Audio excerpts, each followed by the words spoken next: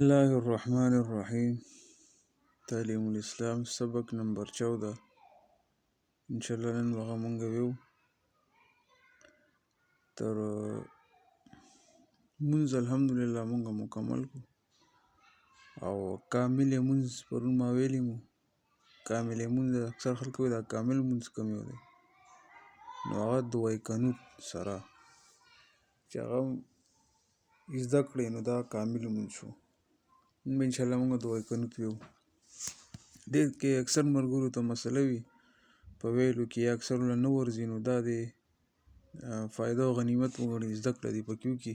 زه به ډېر اسان انداز سره ویم او واضح به ویم انشاءالله.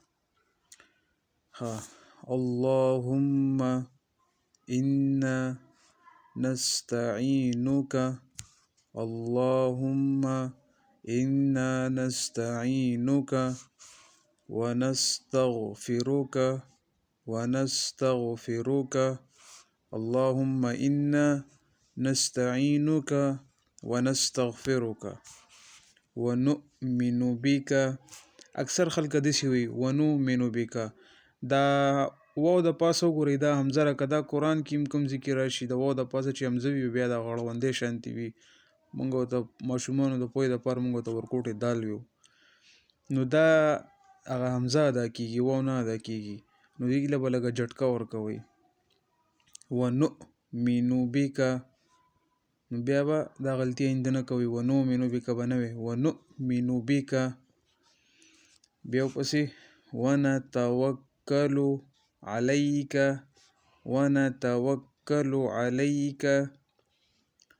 اللهم إنا نستعينك ونستغفرك ونؤمن بك ونتوكل عليك ونثني عليك الخير. ونثني اکثر خلک ونثلي وایي، دا اصل کې نون دی. ونثني عليك الخير ونشكرك ولا نكفرك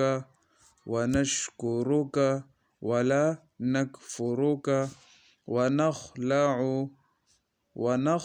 دا خا ده، اکثر خلک آواز یې داسې وي ونهلع ونترك دا تا ده، دال آواز به نه روکاږئ.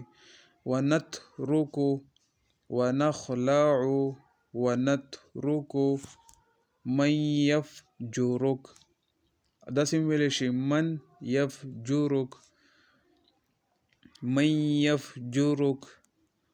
اللهم إنا نستعينك ونستغفرك ونؤمن بك ونتوكل عليك ونثني عليك الخير ونشكرك ولا نكفرك ونخلع ونترك من يفجرك.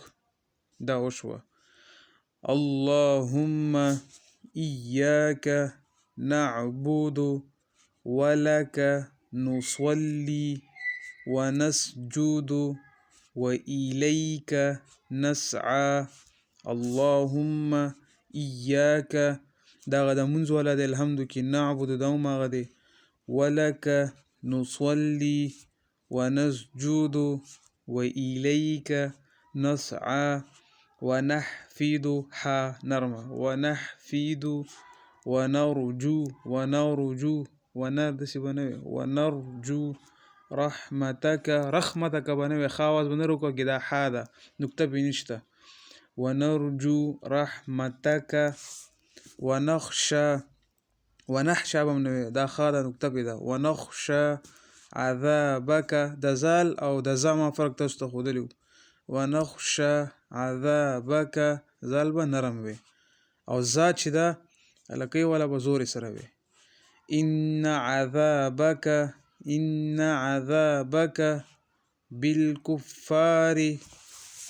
بالكفار ملحق.